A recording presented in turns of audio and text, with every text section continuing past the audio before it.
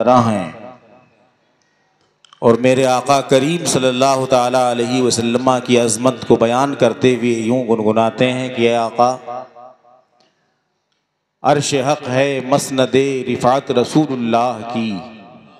क्या कहने, अर्श हक है मसनदे रिफ़ात रसूलुल्लाह की, देखनी है हश्र में इज्जत रसूलुल्लाह की। क्या कहने, देखनी है हश्र में इज्जत रसूलुल्लाह की। जी जी। यहाँ तो रसूल पाक की इज्जत दिखती ही है, लेकिन जिन अंधों को इज्जत व अजमत समझ में नहीं आती, उन्हें देखनी होगी रसूल पाक की इज्जत हश्र में किस तरह उन्हें मिलती है और कैसे बाइज्जत वो नजर आते हैं। फिर फरमाते हैं आका आपकी शान ये है कि ला व रब्बिल अर्श, जिसको जो मिला उनसे मिला। ला व रब्बिल अर्श, जिसको जो मिला उनसे मिला।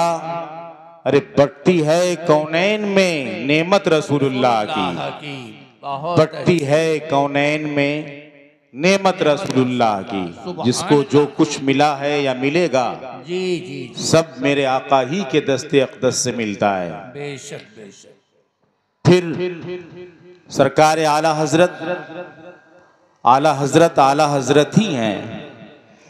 आप फरमाते हैं ऐ मेरे आका, ये छोटे लोग क्या, ये अपने मकतबो मदरसे में बैठकर चंद गुमराहियत फैलाने वाले अफराद की क्या हकीकत।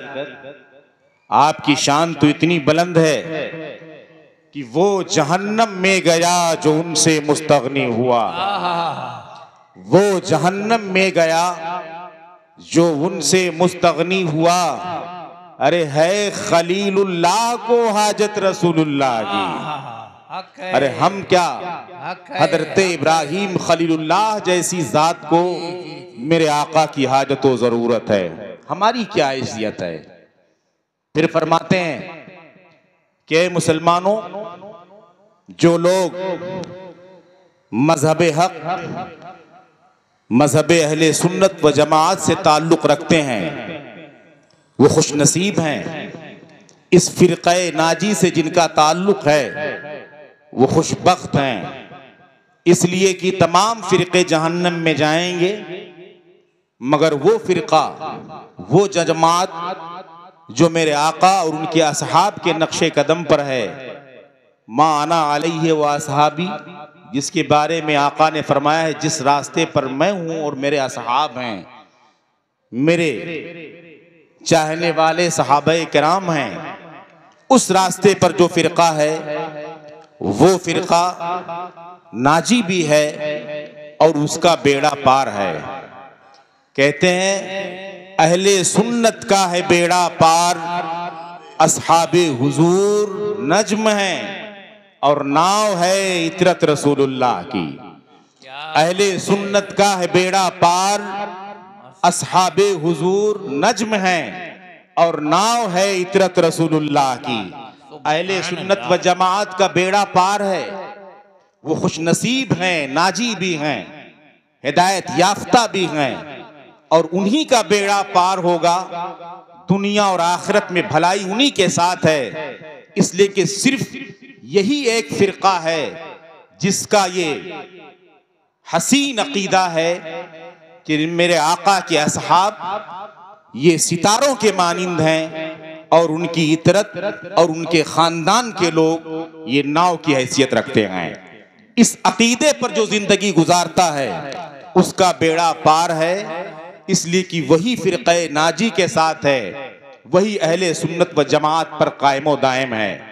थोड़ी देर में आपको इशारतन बताता चलूं, इस दौर में माजी करीब से ये लहर चली हुई है जिस पर उमूमन अहले सुन्नत व जमात के उलमा कुछ न कुछ निशानदही करते हैं, और मेरा खुद का भी मामूल रहा है कि इस दौरे पुरफ़ितर में कुछ इशारात ज़रूर करता हूँ। अभी आप मुहर्रम शरीफ के अय्याम गुजरे हुए हैं, इसमें आपने सुना होगा और देखते भी हैं कि मेरे कुछ नौजवान जिन्हें झांसा देकर अहले बैते मुस्तफ़ा की मोहब्बत का झूठा वास्ता देकर उन्हें गुमराह किया जाता है और एक नया नौमौलूद फिरका जिसे फिरक़े मौलायत कहकर फरोग दिया जा रहा है, उसमें लाकर बहुत आराम के साथ गुमराह कर दिया जाता है और हमारे नौजवानों को खबर नहीं होती।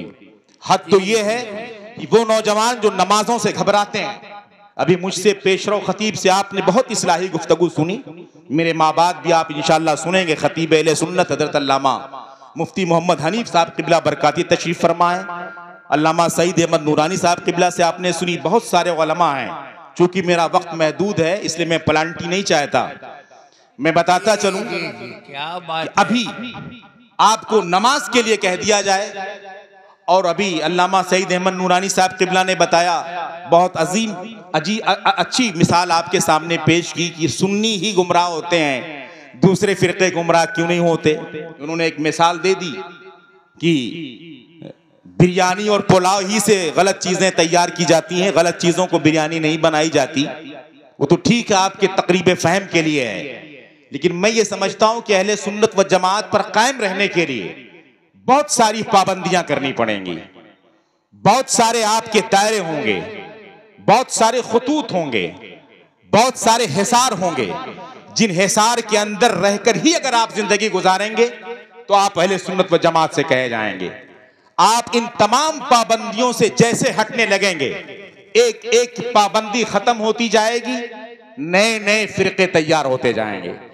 दूसरे फिरकों में लोगों की शमूलियत की एक खास वजह यह भी है कि जो फिरक़े हक होता है, जो दीने हक होता है, उसमें पाबंदियां ज्यादा होती हैं, शरायत काफी होते हैं, हुदूद खूब होते हैं, खतूत खूब होते हैं, जिनके अंदर रहकर आपको जिंदगी गुजारनी पड़ती है, तब आप सच्चे मुसलमान गर्दाने जाते हैं।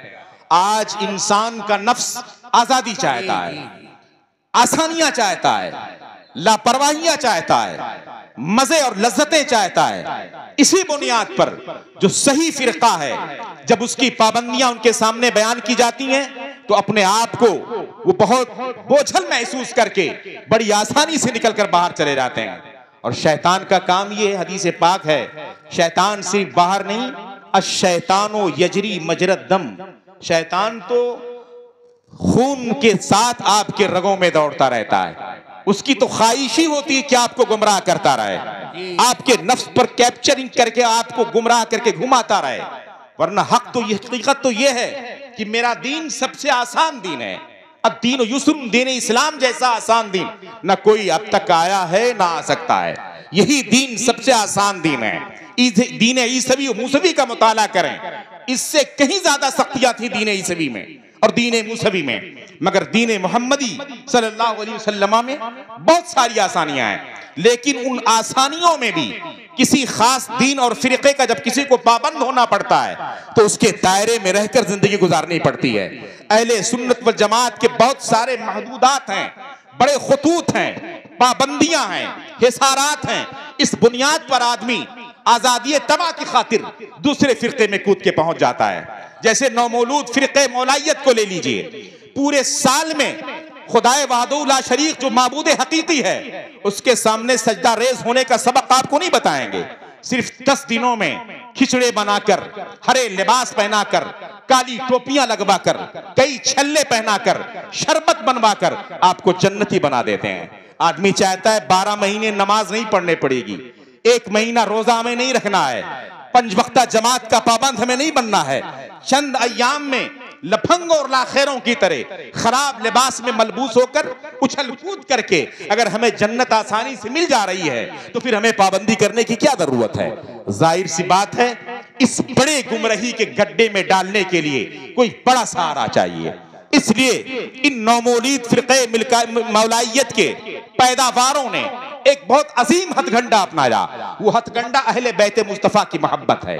उसकी मोहब्बत का झूठा झांसा देकर, झूठी लालच देकर सबसे पहले नौजवानों को गुमराह करना शुरू किया कि मुहर्रम के अय्याम में आप सिर्फ मौला अली के नारे लगाइए, सिर्फ या हुसैन के नारे लगाइए। आप गौर करें, उलमा से पूछें, हम अहले सुन्नत व जमात से ज्यादा अहले बैत मुस्तफा से मोहब्बत करना कोई न जानता है न दुनिया में कोई कर सकता है।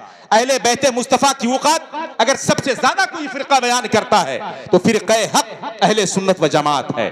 फिरक़े राफ़िज़ियत और शियत में भी वो सताइश मौजूद नहीं है, वो तारीफात मौजूद नहीं है, वो इज्जतें और अज़मतें मौजूद नहीं है जो अहले सुन्नत व जमात के अंदर मौजूद है। इसलिए कि अहले सुन्नत व जमात का फिरका ऐसा फिरका है जो जिसके मरातिब हैं उस मरातिब के लिहाज से उनकी इज्जतें बताई जाती हैं। अहले सुन्नत ये बताता है अफजलुल बशर बादल अंबिया बित्तहक़ीक़ हज़रत अबू बकर सिद्दीक़ की जात है। अहले सुन्नत व जमात ये बताता है मेरे नबी के फरमान के मुताबिक दूसरा दर्जा वो चाहे खिलाफत का हो चाहे इमामत का हो।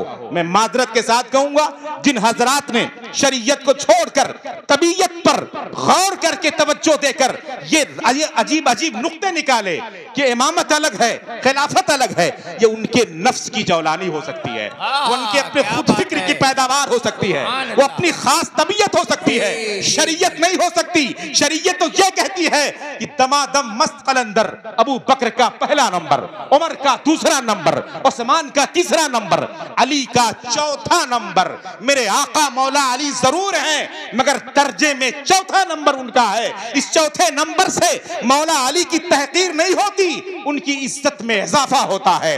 इसलिए कि इज्जत उसे कहते हैं जो महबूब पसंद करे, इज्जत उसे नहीं कहते जो महबूब पसंद ना करे। जिन अबू बकर सिद्दीक के बारे में इन मौलूद फिलकाई मौलूद मौलाइयत का दावा है कि पहले नंबर पे नहीं है, उनकी खिलाफत के बारे में मौला अली का इरशाद गिरामी है कि अबू बकर सिद्दीक मैं सिर्फ आपकी बैत कबूल नहीं करता बल्कि बमागे दोहल में ये कहता हूं कि अल्लाह के रसूल ने कद्दमका रसूलुल्लाह सल्लल्लाहु अलैहि वसल्लम, आपको तो मेरे आका ने आगे बढ़ाया है। फमनिल लज़ी युअख्खिरुक, तो कौन दुनिया में ऐसा पैदा हुआ है जो आपको पीछे कर सके। मौला अली जिसे आगे करता हो उनकी मोहब्बत का झूठा दावा करने वाला उन्हें पीछे करने लगे, ये मुमकिन ही नहीं है। इस वक्त तो ताजु शरिया के इस शेर पर अमल बहुत मुनासिब होगा, जो पिया को भाए अख्तर, जो पिया को भाए अख्तर वो सुहाना राग है, जिससे नाखुश हो पिया वो रागनी अच्छी नहीं।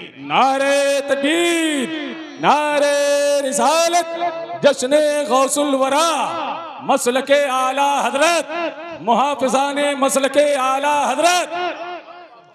हजरत गर्चे जश्न गौसुल वरा है लेकिन हक की वजाहत यही गौसुल वरा की पहचान है, यही गौसुल वरा की तालीम है। इसलिए मेरी कोशिश ये है कि बर वक्त जो फितना चलता है उस पर थोड़ी गुफ्तगू कर दी जाए, फिर वक्त रहा तो खिराज के तौर पर कुछ जुमले जरूर पेश किए जाएंगे बारगाह गौसियत में। आप इसे गौर से समझें कि जो फिरका इस फिरके के नाम से आपको गुमराह करता है, आपको उसके कभी हथकंडे में आना नहीं है, आपको गुमराह नहीं होना है। सबसे पहले आपको गौर करना है, सैकड़ों साल से हमारे अकाबिर हमारे असलाफ का जो अमल रहा है वो कभी गलत नहीं हो सकता, वो शरीयत के खिलाफ नहीं हो सकता। अब तक कभी किसी फिरके ने इस तरह जन्म लेकर ऐसी गुफ्तगू नहीं की। आज ये नई गुफ्तगू कि हज़रत मौला अली की मोहब्बत के नाम पर, उनके नारे के नाम पर, अहले बैते मुस्तफ़ा की वक़्तो इज्जत के नाम पर अगर सहाबा की बारगाह में तौहीन की जाए तो अहले सुन्नत व जमात का कोई भी फर्द इसे कभी बर्दाश्त नहीं कर सकता।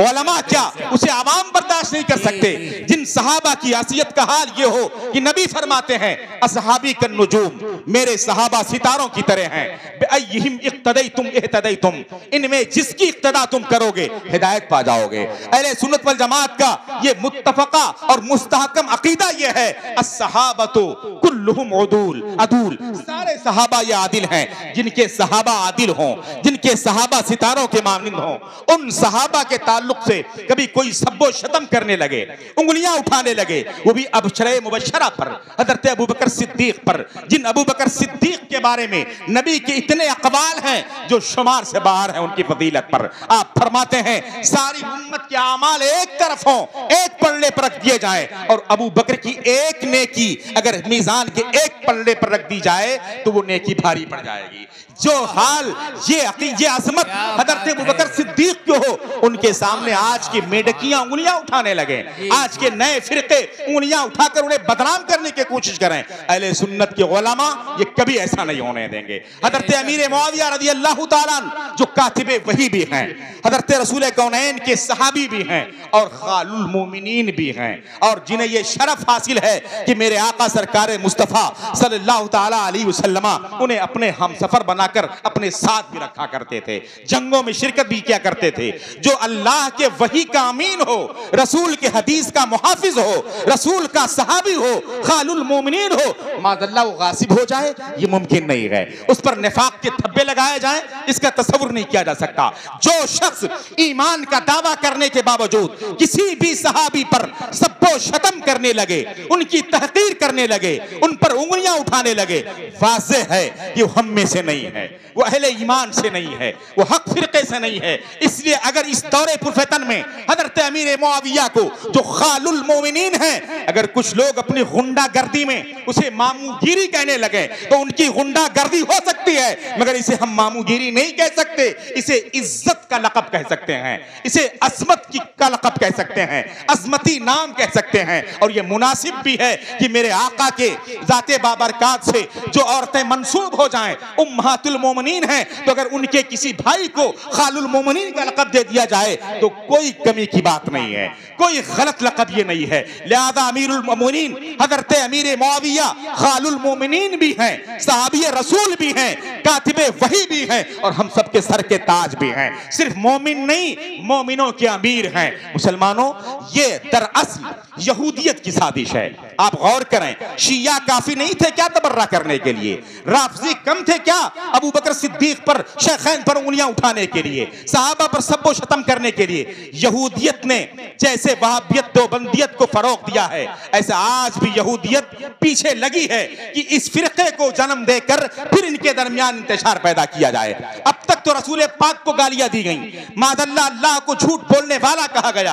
अब यहूदियों की साजिश ये है कि सहाबा को गैर मोतबर कर दिया जाए, और अब सहाबा को गैर मोतबर कर दिया जाएगा तो इनका सबसे बड़ा काम ये होगा, कुरान भी गैर मोतबर हो जाएगा और हदीस भी गैर मोतबर हो जाएगी। जब कुरान और हदीस दोनों गैर मोतबर हो जाएंगे फिर मुसलमान कहीं का नहीं रहेगा। इसलिए कि यकीन के साथ कहा जा सकता है ये कुरान कलामुल्लाह जो हम तक दो फतैन के बीच मौजूद है, जो मखतूत है मौजूद है, ये सहाबा ही की देन है। ये कातिब इसके सहाबा ही रही हैं। वही दो किस्म की होती है, एक वही ये मतलू है, एक वही ये गैर मतलू है। आप उलमा से पूछें, जिस वही की तिलावत होती है जिसे कलामुल्लाह कहा जाता है वो वही ये मतलू है, और वो वही जिसकी तिलावत नहीं होती उसे हदीस रसूल कहा जाता है, जिसके बारे में कुरान का इरशाद है, वमा यंतिकु अनिल हवा इन हुवा इल्ला वह्यु यूहा।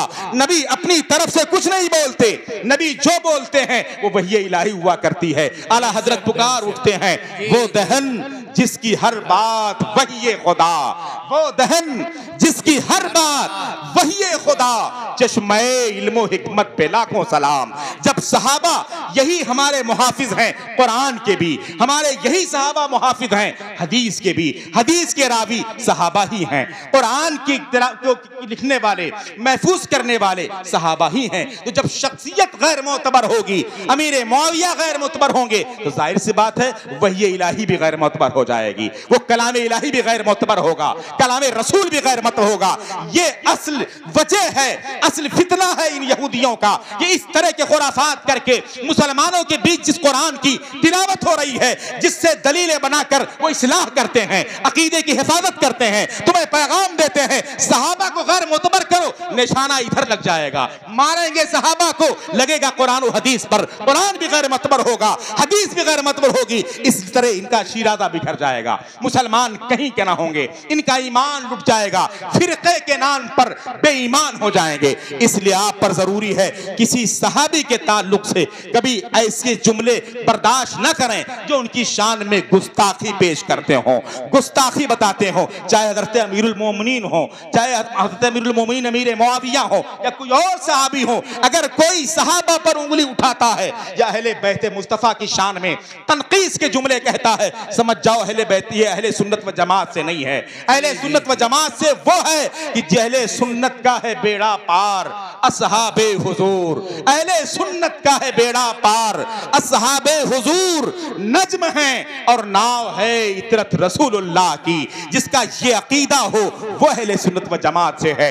इसलिए आप पर जरूरी है कि पहले आप अपने अकीदे की हिफाजत कर लें। इस दौरे पिरफितर में वहाबियत देवबंदियत को छोड़कर इस नए फिरके से अपने आप को महफूज कर लें, फिर अमल के मैदान में आए। अगर दरख्त नहीं है तो उसके पत्ते, उसकी शाखें नहीं हो सकती। ईमान नहीं है, आमाल किसी काम के नहीं हो सकते। इसलिए सबसे पहले ईमान की हिफाजत की खातिर इन नए फिरकों से निपटने की कोशिश करें, उलमा से ताल्लुक कायम करें, इनसे रवाबित रखें और जो नए फिरके, नए फितने आकर आपको गुमराह करने लगे उनकी निशानदेही उनसे करवा के, उसकी इस्लाह करवा के सही फिरका जो अहले सुन्नत व जमात का नाजी फिरका है उसके साथ रहकर आप जिंदगी गुजारें और दीन पर अमल करें। जाहिर सी बात है इन फिरकों को जानने के लिए, दीन समझने के लिए, अकीदे की हिफाजत के लिए इल्म का होना जरूरी है। इसलिए नबी का फरमान है कि हर मुसलमान पर, मर्द औरत हो, सब पर इतना इल्म दीन हासिल करना फर्ज है जिसकी बुनियाद पर वो अपने ईमान की हिफाजत कर सके, जान सके ईमान क्या है, जान सके हक क्या है, जान सके बातिल क्या है और उसके मुताबिक अमल कर सके। इसलिए आप सबसे पहले इल्म वाला बनने की खुद कोशिश करें और अपने बच्चों को इल्म वाला बनाएं। इसलिए कि नबी का इरशाद है कि मुसलमानों, अगर तुम्हें कामयाब भी जिंदगी गुजारनी है, कामयाब व कामरान होकर रहना है तो तुम चार तरीके से जिंदगी गुजारो। उर्दू आलिमन, या तो मुकम्मल आलिम बन जाओ, औ मुतअल्लिमन, या इल्म हासिल करने वाला बन जाओ, औ मुस्तमिअन, या आलिम की बात सुनने वाला बन जाओ, औ मुहिब्बन ला, या आलिम से मोहब्बत करने वाला बन जाओ। ये चार तरीके तुम्हारे जिंदगी गुजारने के हैं। अब आप ये मत समझें कि इल्म हासिल करने के लिए सिर्फ 8-10 साल की उम्र ही होनी चाहिए तब जाके हम दाखिला लेंगे। इल्म के ताल्लुक से नबी का फरमान है उतलुबुल इल्मा मिनल महद इलल लहद। इल्म हासिल करो माँ की गोद से लेकर कब्र को पहुंचने तक, पूरी उम्र इल्म हासिल करने के लिए है। बाज़ाब्ता अगर आप तालिबे इल्म नहीं बन सकते, उलमा की रफाकत हासिल करें, उनकी सोहबत हासिल करें, उनसे राब्ता हासिल करें। इस तरह पूरी जिंदगी इल्म हासिल कर सकते हैं। इन चार तरीकों के सिवा अगर आपने पांचवा रास्ता इख्तियार किया फतह लेगा तो तुम हिलाक हो जाओगे। आज आप गौर करें हम हिलाक कैसे हो रहे हैं। हिलाक होने का सिर्फ ये मतलब नहीं आप कत्ल कर दिए जाएंगे, आपकी जान चली जाएगी, आप मार दिए जाएंगे। हिलाक होने का सबसे बड़ा मतलब यह है कि आप दीन पर कायम न रह सकोगे, दीन खराब हो जाएगा, मजहब खराब हो जाएगा, अकीदा बातिल हो जाएगा। यही सबसे बड़ी हलाकत है एक इंसान के लिए जो सही अकीदे पे न रह सके, सही दीन पर कायम न रहे, सही मजहब पे कायम न रहे। आप अपने गर्दो पेश का जायजा लें, आपको पता चलेगा जो आलिम भी नहीं, मुतअल्लिम भी नहीं, आलिम की बात सुनने वाला भी नहीं, आलिम से मोहब्बत करने वाला भी नहीं, वो बहरारा हिलाक होता है। कभी इस फिरके में, कभी उस फिरके में, कभी इस टोली के साथ, कभी उस टोली के साथ। और जिसे इल्म है इतना या उलमा की सोहबत इख्तियार किए हुए है वो कभी भटक नहीं सकता। वो मज़हब अहले सुन्नत जिसकी सही तर्जमानी इस वक्त मसलक आला हजरत से होती है वो उसी पर कायम रहता है, उसी पर दायम रहता है, उसी के मुताबिक जिंदगी गुजारता है और उसी पर लोगों को रहने की तलकीन करता है। मुसलमानों, जिन गौसे आजम दस्तगीर के ताल्लुक से इस जश्न का इनेकाद हुआ है वो गौसे आजम गर्चे पीरों के पीर थे,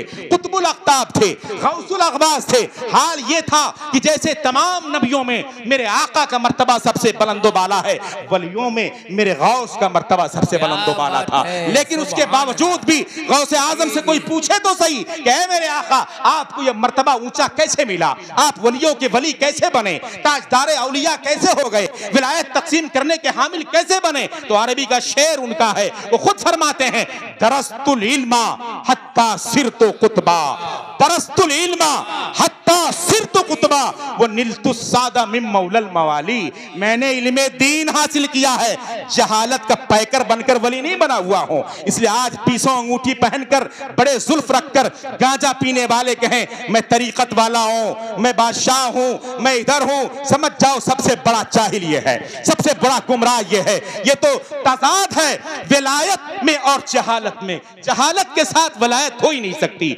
वलायत के लिए तो तो इल्म जरूरी है, वो इल्म जाहिर हो या इल्म बातिन हो। बहरहाल इल्म के बगैर बगैर शरीयत के तरीक़त आ ही नहीं सकती। शरीयत असल है, तरीक़त फरा है। इसलिए नचनिए जो घूमते हैं गेजाड़ी, उनको कभी पीर ना मानो, उन्हें कभी अपना वली ना तस्लीम करो, रहनुमा ना तस्लीम करो। रहनुमा वो है जो शरायते पीरी अपने अंदर रखता हो, जो शरायते पीरी के साथ जिंदगी गुजारता हो, जिसकी खानकाहें रूहानियत भी बरसाती हो और रूहानियत के साथ जिस्मानियत के फरोग के लिए इल्म दैन की, दीन की नशर इशात भी करती हो, वो खानकाहें हैं। वो खानकाहें हकीकत में खानकाहें नहीं जहां गांजे गर्म किए जाते हों, जहां चिलम भरे जाते हों, जहां बदन नंगे किए जाते हों, जहां जुल्फ से जमीन को बहरवाया पुछवाया जाता हो, वो खानकाहें नहीं है। खानकाहें तो वो खानकाहें हैं जो इल्मे दीनो शरीयत से आपके जाहिर को भी संवारें और आपके बातिन को भी रोशन कर दें। वो गौस सब कहते हैं कि दरस्तुल इल्मा हत्ता सिरतु खुतबा व निलतु सादा मिल मौलल मवाली। मैंने इल्मे दीन हासिल किया, यहां तक कि अल्लाह ने मुझे कुतुब बना दिया। इल्म से कुतुब बने गौसे आजम, इल्म से चमके गौसे आजम। इल्म की बुनियाद पर सरदारियत मिली, इल्म की बुनियाद पर इतनी बड़ी इज्जत व अज़मत मिली। इसलिए इल्मे दीन का दामन छोड़कर अगर आप चाहें कि आराम से जिंदगी गुजार लें तो ये बज़ाहिर मुमकिन नहीं है। इसलिए आप खुद इल्मे दीन हासिल करें, अपने बच्चों को हासिल करवाएं, हक समझें, हक सब पर अमल करें और हक पर अमल करने की तलकीन करें। अल्लाह रब्बुल इज्जत हम सबको इन बातों पर अमल करने की तौफीक रफीक अता फरमाए। हम सबको सही मानों में मोमिन अहले सुन्नत व जमात का पैरोकार बनाए। तमाम फिरकाए बातिला से हमें दूर नुफूर रहने की तौफीक अता फरमाए। और जो इस वक्त जबरदस्ती पीर फकीर बने हुए हैं, आलिम की शक्ल में बनकर घूमते हैं, उनसे हमें दूरी इख्तियार करने की तौफीक अता फरमाए। सही उलमा, सही मशाइख, सही पीरों के दामन से हमें वाबस्ता रखे। इसी पर हमें जिंदगी और इसी पर खात्मा बिल खैर फरमाए। वाह क्या मर्तबा ए गौस है बाला तेरा, ऊंचे ऊंचों के सरों से कदम आला तेरा। तुझसे दर से सग और सग से है मुझको निस्बत, मेरी गर्दन में भी है दूर का डोरा तेरा। इस निशानी के जो सग हैं नहीं मारे जाते, हश्र तक मेरे गले में रहे पट्टा तेरा। अस्तगफिरुल्लाह रब्बी मिन कुल्लि ज़ंबिन व अतूबु इलैह व मा अलैना इल्लल बलाग। अस्सलामु अलैकुम व रहमतुल्लाहि व बरकातहू।